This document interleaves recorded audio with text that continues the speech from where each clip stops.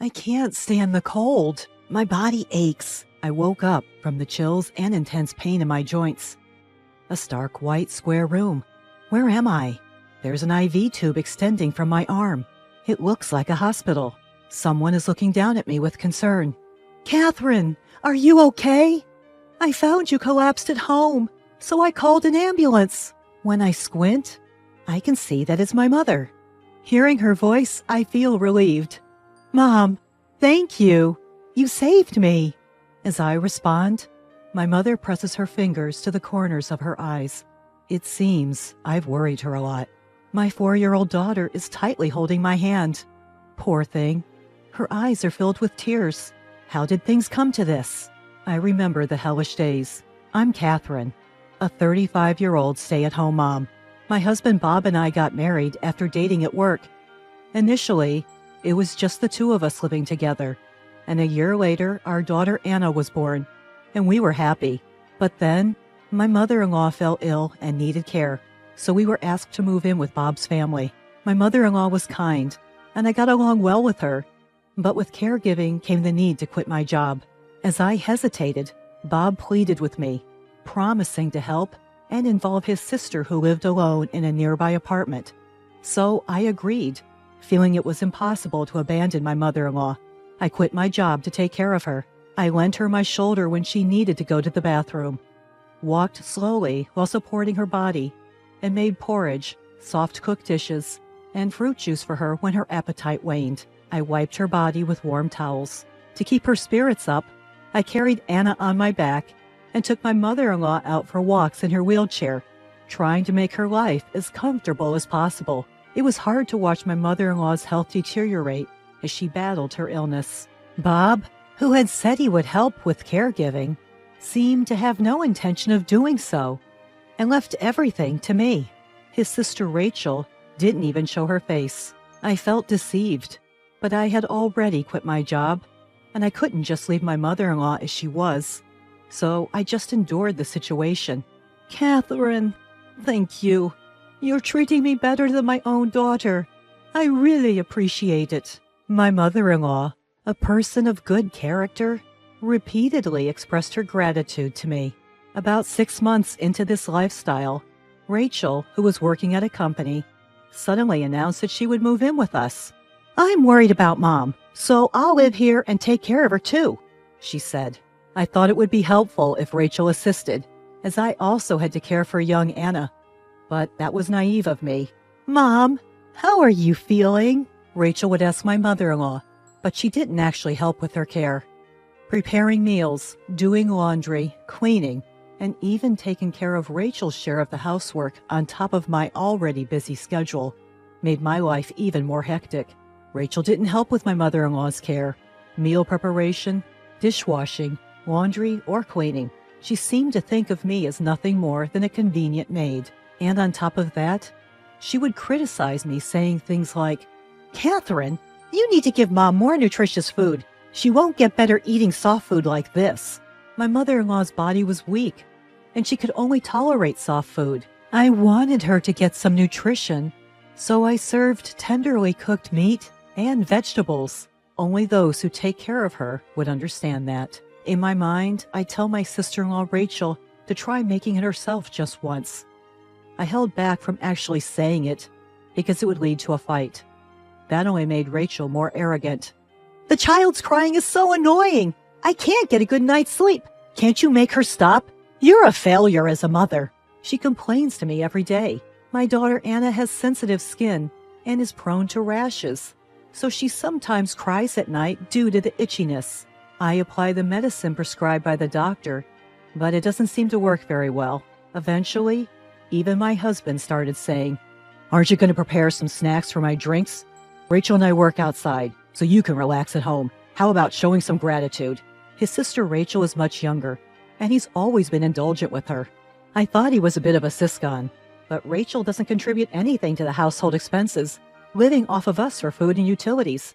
So his argument doesn't make sense. Rachel works as an employee, but brand name bags and clothes are delivered to her every day. I doubt she can afford all of that with her income alone, and I wonder how she's doing it. If she has that much money, I wish she would contribute to the food expenses. But I guess she's living with us to save on rent, utilities, and food costs. My husband talks big, but he only puts $500 into the household budget and uses the rest for his personal spending. My mother-in-law gives us $500 from her pension, so we manage somehow, but we have to be very frugal. When I tell my husband about the situation, "You're just bad at managing money. Don't nag me about it. If you don't like it, leave," he yells at me. Only my mother-in-law, who hears the terrible words my husband throws at me, defends me. "Catherine is taking care of me every day and being so kind. That's a terrible way to speak to her." But my husband, "The patient should just accept the care quietly. Don't butt into our marital issues," he replied. I thought about going back to my parents' house, but I couldn't leave my mother-in-law behind. I couldn't imagine my husband or Rachel providing any care. Also, my father passed away early, so I grew up in a single-parent household with my mother. I didn't want to disappoint my mother, who was happy about my marriage. 3 years after I started taking care of my mother-in-law, she passed away peacefully, leaving me with the words, "Thank you." In addition to mourning her loss, the verbal abuse from my husband and Rachel continued. The household budget was now just the $500 my husband provided. But when I asked him for more, "It's your poor money management," he would only yell. I had to use the money I saved when I was working to make up for the shortfall. I had set aside the money for Anna's future education. But looking back, I was barely holding myself together at the time. So when my husband and Rachel blamed me, I felt like I was in the wrong and became more submissive. My husband would say, "You're useless at everything." And Rachel would add, "That's right. You can't even do housework properly, which was your only redeeming quality. There's no point in you being alive." To that, all I could say was, "I'm sorry. I'll be more careful from now on." Only my 4-year-old Anna stood up for me. "Mommy isn't useless. Don't say such terrible things." She started standing in front of me, spreading her arms as if to protect me. I think I was living solely for Anna, trying to stay strong for her. But I lost my appetite and kept losing weight. One day, I felt sluggish, shivering, and woke up. Couldn't get up, but had to make breakfast. Took my temperature. 104 degrees Fahrenheit? No way, must be a mistake. Checked again. 104.8 degrees Fahrenheit. It was correct. I heard Bob yelling, "Are you still in bed? What about breakfast?" When I told him I had a fever, he said, "Don't use your fever as an excuse. Hurry up and make food," and dragged me out of bed by my hair. I could hear Rachel's footsteps approaching. "Hey, my blouse isn't ironed. What are you doing?" I desperately got up, made breakfast, and ironed the blouse. "Look at that miserable face so early in the morning." "Seriously, you're so useless." The two of them left for work, slamming the door behind them. "Mommy, are you okay?" Anna came to me, looking worried. "I'm fine, sweetie. You must be hungry, right?" I fed Anna some bread, took her to daycare, and came back home, collapsing on the sofa. I fell asleep right away. I woke up coughing violently. Before I knew it, it was evening. In a panic, I went to pick up Anna from daycare, and she was waiting there all alone. The teacher in charge said, "I was just about to call you since you were late. You don't look well. Are you okay?" But I couldn't afford to be pampered. I took Anna home and hurriedly prepared dinner. I couldn't go shopping, so I made do with what I had. When Bob and Rachel came home, they started yelling, "What is this disgusting-looking food? Is this what I get after working hard all day?" "It looks like pig slop. The mushy appearance is just like it." "I can't eat this." With that, Bob threw the food into the trash. "It's not fair. I wasn't feeling well, but I tried my best to make it." I snapped back, but it only made Bob angrier. He fetched a bucket of water and splashed it on me. "You said you have a fever, right? This should cool you down. Rachel, we don't have to eat this terrible food. Let's go out to eat." Hearing that, Rachel happily agreed. "Yay! We get to eat something delicious today!" And the two of them left together. Anna, worried, brought me a towel. "Mommy, are you cold? Daddy is so mean." While saying that, she wiped my wet face with her tiny hands. "Thank you, Anna." And then, just like that, my consciousness began to fade. I can't stand the cold. My body hurts. I woke up shivering and in pain all over my body. A completely white square room? Where am I? There's an IV tube extending from my arm. It seems like a hospital. Someone is looking down at me with concern from above. Catherine, are you okay? I found you collapsed at home and called an ambulance. Squinting, I realized it was my mother. Hearing her voice, I felt relieved. Mom, thank you. You saved me. As I replied, my mother pressed her fingers to the corner of her eyes. It seems I had caused her a lot of worry. My daughter Anna tightly grasped my hand. Her eyes were filled with tears. But Mom, why did you come home? You rarely come, right? When I asked, Anna called me. She was crying, saying, Grandma, help! Mom won't wake up, my mother said. So it was Anna who saved me. Thank you, Anna. You called Grandma all by yourself. That's great. As I praised her, Anna remembered what she practiced with Mom. I did great, didn't I? She seemed happy. We had practiced how to call Grandma in case of an emergency many times. We had set up speed dial, so it was easy to call, but I never thought it would save me. I'm a failure as a mother for making my 4-year-old worry. I must become stronger for her, I vowed in my heart. Still, why did you endure until you got pneumonia? You were soaking wet, too, my mother asked, and I decided to tell her everything. As I finished speaking, my mother's face trembled with anger. Her lips tightly pressed together. Catherine, don't give up. Let's think carefully about what to do next and make them realize. The next day, Bob barged into my hospital room. Hey, Catherine, what's the meaning of calling the company? Just because of a fever? I answered calmly. You left me drenched after pouring water on me when I had a fever of 104 degrees Fahrenheit. Didn't you? I just reported that to the company. What? Are you out of your mind because of the fever? What's with the attitude? Bob's expression became even more menacing, but I won't back down. I'm fed up with you using me as a housekeeper and ignoring me even when I'm sick. As I retorted, Don't joke around. You think you can talk like that to your husband and get away with it? He seemed ready to grab me at any moment. You always talk to my precious daughter like that, don't you? My mother spoke up from behind. Ah, mother-in-law, you're here. No, it's just a regular marital quarrel. Bob hastily tried to cover up.